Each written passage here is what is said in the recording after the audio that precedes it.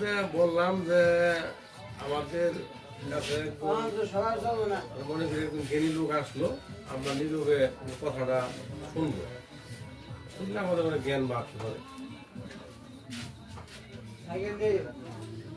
হবি কই নাই হবি নাই এটি নাই আচ্ছা উনি কি আমি আব্দুল সাত্তার। পরিচয় দাও, তারাই বাড়ি জানি কোন বাড়ি ওরে তারাই পরিচয় দাও। মাহমুদের বলা নামি তো চালা ওই যে সৌদি আরব দেখা হইলো যে ওদিনে বালাই কি মজা বাপ? ছিলাম মদিনা বাপ তো এত বড় মানুষটা না ওদি গেছে তো মনে আমারে পাড়া থুয়া যায় গামগুলার মামা বাড়ির মানুষ যদি না শুনুন তাহলে কোনো চিনবানি কার চিনবানি গেছে নবী সাহেবেরই তো দেখবানি গেছে আজকাল তো চেনা যাইতেছে না আচ্ছা এই যে হজরত আলী যে ও আরে বদনাম করা যাবে না হ্যাঁ হ্যাঁ বদনাম করা নিষেধ, কিন্তু সুনাম করতে হবে, মানে তার কি কি গুণাগুণ আছে সেটা বলতে হবে। এই যে হয়তো মেম্বার ওর কি কি গুণ আছে দেখি কিরকম কিরকম বলতে পারো।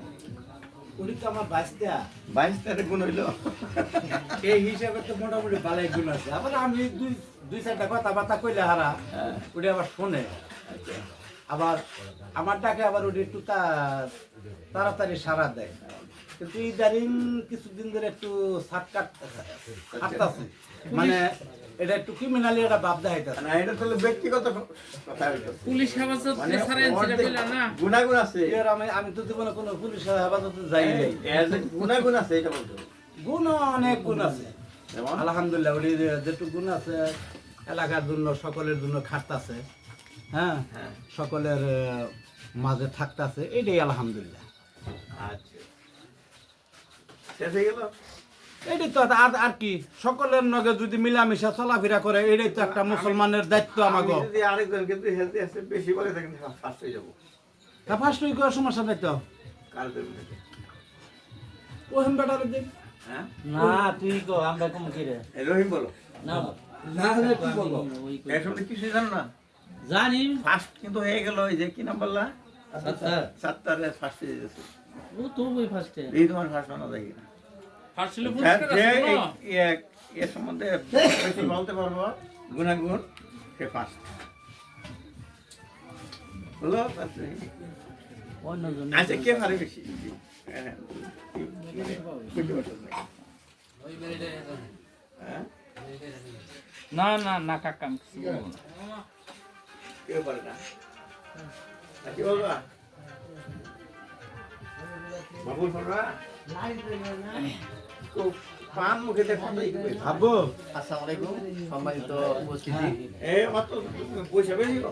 বসে আচ্ছা আলহামদুলিল্লাহ হযরত মেম্বার সাহেব আমাদের এলাকারই একজন লোক, উনি আমার ছোট ভাই, উনি আর তো সব ছোট ভাই হ্যাঁ ছোট ভাই। আচ্ছা হযরত মেম্বার সাহেব যখন প্রথম নির্বাচন করেন উনি, এই আমার ডেকে মানে কি হ্যাঁ আমি কিন্তু ওনাকে আমার ছোট থাকলেও ওনাকে আমি মানে তুই মুই বলি না, ওনাকে অনেক সম্মান দিয়ে কথা বলি আমার ছোট থাকলেও। উনি যখন প্রথম নির্বাচন করে নির্বাচনের সময় আমি ওনাকে পুরোপুরি সাপোর্ট দিয়েছিলাম এবং সর্বপ্রথম উনি আমাকে নির্বাচন অফিসে নিয়ে যায়। তখন আমি ওনার নির্বাচন করি, আল্লাহ ওনাকে বিজয়ী লাভ করায়, নির্বাচনের পরে উনি জয় লাভ করেন। তারপরে জয় লাভ করার পরে উনি এলাকায় প্রচুর উন্নয়নমূলক কাজ করেন। ইট সোলিং অনেক জায়গায় আছে, আমাদের এই যে হাসপাতাল থেকে ওইদিকে ইট সোলিং করেছেন উনি, দণ্ডনিয়ায়, জিতাশুরিতে, ছোট চনায় অনেক উন্নয়নমূলক কাজ করেছেন। আমার ছোট ভাই হযরত মেম্বার সাহেব, আমি ওনার সার্বিক কল্যাণ এবং মঙ্গল কামনা করি, আল্লাহ যেন ওনাকে সুস্থ রাখেন। এখন সত্তা তুমি এই যে বাবুলের প্রশংসা করো তো তুমি বাবুলের প্রশংসা তো আলহামদুলিল্লাহ উনি তো ভালোই আছে, আমাকে ভাই বড় ভাই হিসাবে আমাকে আজ পর্যন্ত কোনো দিন ধমক টমক দেয় নাই, ভালো মন্দ কথা আমাদের সাথে সবসময় বলে গেছে। আজ পর্যন্ত কোনো দিনও ওনার মুখে আমরা কোনো খারাপ বাজে মন্তব্য আমরা শুনি নাই। এই হিসাবে আজ পর্যন্ত এই ছোট্ট সময় থেকে চলাফেরা করে থাকি। জন্মস্থান আমাকে এটাই একখানি চলাফেরা করছি, ওনারা লেখাপড়া করতে। ওই হিসাবে অনেক ওনারা আমি ধন্য মনে করি। এটুকুই। গুড। এখন ওই যে একদম কাকু আছে আমাদের, এই কাকু কিরকম মানুষটা একটু মানে ভালো গুণটা বলো, কোনো বদনাম করতে হবে না। ওটির বদনামও আমাকে অত্র এলাকা দেখা করবো নাই বদনাম করতে পারি নাই। বদনাম করবো কে? ওটি আমাকে ছোট্ট সময় থেকে জন্মের পরের থেকে ওটিরে আমাকে লালন পালন কইরা ডাঙ্গর করে এবতরি ছত্র ছায়ার ভিতরে রাখছে। আমাকে ওটি আমাকে কোনোদিন কোনো কথা কয়ও নাই। ওটির ভালোই আমরা সবসময় আমরা ওটিরে ভালোই করি, ওটিরে আমরা সামনে রাখি। ওটি আমাকে মুরব্বী অহংকার যে কটা মুরব্বী আছে তার মধ্যে ওটি হইলে আমাকে অহংকার প্রধান মুরব্বী। জি, তার মধ্যে ওটি এক প্রধান মুরব্বীর দেখা তো প্রধানমন্ত্রী। তারপরে এই যে হুজুর বইয়ের রয়েছে, এ কেমন মানুষ? একজন ভালো গুণাগুণ জানো, এ বলো কি কি গুণাগুণ আছে? কেউ বলে না, দেখাইতে পারবে। মোশারফ বইছো কে? কথা কত হয়, এটা তো খারাপ আলোচনা হইতাছে না। ভালো হ্যাঁ, ভালো কথা বলতে, ভালো কথা বলতে সমস্যা কি? আমি শুনি যে আজকালে বসে বসে খালি একজন আরেকজনের গিবত গায়। গিবত গা, হ্যাঁ, সেটা নিষেধ করে দিতে আজকে। এই গিবত না করে মানে গিবতের বলতে কি? প্রশংসা। প্রশংসা। প্রশংসা কে বেশি করতে পারে এটাই দেখবো। এটা যেন বদনাম না থাকে, এটা আমি দেখাম আমার দেশের মানুষের। দেখেন চা খাইতেছি যে, এই আমার চা খাটা দেখাও তো। চা খাওয়াটা দেখাও। চার স্টলে বসে যে কিবত না খাইয়া প্রশংসা করা যায়, তাইলে এটার একটা এক্সাম্পল আমি সৃষ্টি করে দিতেছি। এখন কারে ধরবো? আমাদের একটা বাচ্চা আছে জিয়া তালুকদার। জিয়া তালুকদারের গুণাগুণ কারা বলবা? কেউ বলে না। আরে ওটির অনেক গুণ আছে গো। কেউ না বলে আমার বলো। হ্যাঁ, তুমি বুঝা দাও ওরা কি কি গুণ আছে। গুণ বলবো কিছু, দোষ বলবো না কিন্তু। দোষ আছে না? দূর যে টুক আছে হেটুক তো ধরন যাব না। গুণ কি কি আছে? গুণ অনেক কিছু আছে, কারণ এসব কাম কাজের মধ্যে মোটামুটি ভালোই আগ্রহী আছে। কি কি কাজ করে ও? ওরে ব্যবসা দুইটা ব্যবসায়ী, একটা হলো বালুর ব্যবসা আর হলো ইটের ব্যবসা। মানুষের ইট দিতেছে, বালু আইনা দিতেছে, যা একজনের 500 কম পড়তেছে, প্রয়োজন করে হ্যাঁ নিজে মোটরসাইকেল নিয়ে যাইয়া হেনু আইনা পূরণ করে দিতেছে। এটাই ওর ভালো গুণ। আর মানুষের সাথে সকলের সাথে মিলামিশা চলতেছে, এটাই আলহামদুলিল্লাহ। ঝগড়া ফয়সাদ নাই, কারোর সাথে হিংসা কিনা নাই, এটাই। 5 ওয়াক্ত নামাজ পড়ে। 5 ওয়াক্ত নামাজ পড়ে। তাহলে যে বাসার বাড়ির ছেলে, ইফতার দিন বাসার বাড়ির ছেলে হিসেবে বাইরে কোনটা পাইছে বেশি? বাইরের কাছে কোনটা পাইছে? কি কোনটা পাইছে বেশি? ওই মামুর গুণটা কি? আমার ওরা আব্বার কাছে, বাপের কাছে গুণ পায় না সে? অবশ্যই পায়। এই কোনটা পাইছে? অনেক গুণ আছে। বাইরে সেই কোনটা ছিল এরকম? হেডিরও তো মানুষ মিলে চলাফেরা করতো বেশি। মানুষ নিয়ে সবসময় খেলাধুলা, সবসময় মানুষ মিলে চলাফেরা করতো, মানুষের সাথে হাইচাদা কথা কইতো, মানুষের কষ্ট দিয়ে কথা কইতো না। হ্যাঁ, ছোট মানুষ আমি ছোট থাকলেও তো তারপরে হেডির তো মোটামুটি ভালো, আমি ভালো বুঝমান হইলে আর হেডির আমি দেখছি। বিদেশে করতেছিলা কার নগে? বাসার কাকুর লগে? না, ওটির পরে গেছে। ভাই একটা ঘটনা করে, আমি যখন আসি না, ওটির পরে গেছে বিদেশ। বাসার বাড়ি তো ওই বড় বড় ডাক্তাররা ওষুধ লিখছে। এখন আমার বলে কি, তুমি আমার একটা ওষুধ লিখে দাও। এর একটা মুশকিল, তোমার ওষুধ আমি খাবো। আমি তো বড় বড় ডাক্তার খাই, হার্টের রুগী হার্টের ডাক্তার লিখে দিছে, মানে আমার বলে কি যে আমি তোমার ওষুধ খাবো, আমরা একটু ওষুধ লিখে বাধ্য হয়ে আমি কি একটু লিখছিলাম, খেয়াল নাই। মানে এটা আমার খুব মনে আছে যে আমার এরকম শেষ মানে মৃত্যুর আগে আমার বলতেছে যে তুমি একটা ওষুধ লিখে, এরকম তার তৃপ্তি ছিল আমার ওষুধ খাইতে। তারপরে এই আলাদা যন্ত্র ইনি কে জানি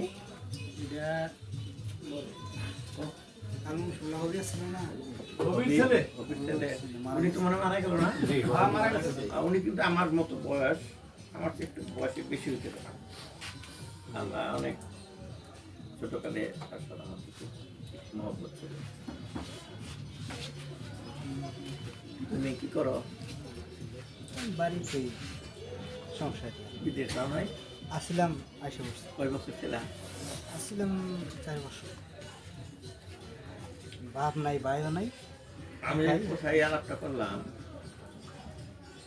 ওইখানে না এখানে, যে আমাদের সখীপুরে খালি নিউজ ওঠে চুরি ডাকাতি হইতেছে, চুরি ডাকাতি। গরু ওইখানে না, গরু চুরি করে, 5টা গরু চুরি করে, তালা ভেঙ্গা চুরি করে, তালা খুললা চুরি করে, তারপরে এই মারে মেরে ফেলায়, এইরকম খালি একটা মানে আমার আত্মীয় স্বজন তোমাকে সখীপুর খেলতে এই নেই হয় নাকি, আর কেউ হয় না। আমি একটা লজ্জা পেরে গেছি। তো আমি এটা নিয়ে চিন্তা করতেছি যে কেন এত চুরি ডাকাতি আর অন্যায় হয়। আমার চিন্তা একটা আসলো এরকম যে এই যে এত মানুষ বিদেশ চলে গেছে, এরা তো যুবক, এদের বয়স 20 থেকে 50 বছরের মধ্যে, 50 বছর পরে দেখলে আইসে পড়ে থাকে না। তাহলে এরাই ছিল এই গ্রামের আসল শক্তি, তারা গ্রামকে ঠিক রাখবো এরকম। কিন্তু তারাই চলে গেছে, তারা আমার ধারণা 70% চলে গেছে। আর যে কজন আছে দেশে তারা ওই যে বসে দিচ্ছে। জানাজা পড়তে পারে কি? হ্যাঁ, জানাজা এটাই করতে পারে। এখন যারা ছোট তারা তো ছাত্র, তারা তো আর এই চুরি ডাকাতি ফেরাইতে পারে না, তারা ঘরে বসে পড়তেছে। আর যারা বয়স্ক তারা শুয়ে নামাজ পড়তেছে। এই যুবক শ্রেণীর মানুষ কম পড়ে গেছে। মেয়েরা তো প্রোটেকশন দেওয়ার মতো কেউ, মেয়ে তো মেয়েই।